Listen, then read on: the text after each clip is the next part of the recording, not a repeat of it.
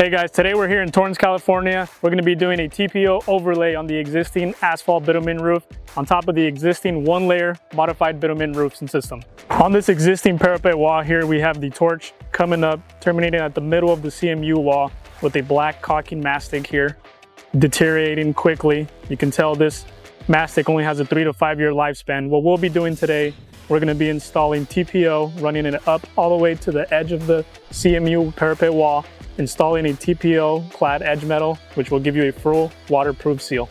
Another issue on this building are these skylights. These existing skylights are cracked, broken, letting air, water, everything's coming in through here.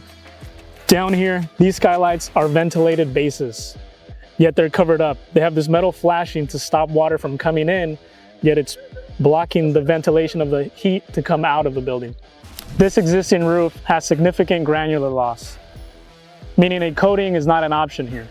The coating will not adhere to the granules. Since the loss is happening here, you can see a lot of the fiberglass coming up and showing, thus the reason we're doing the overlay TPO.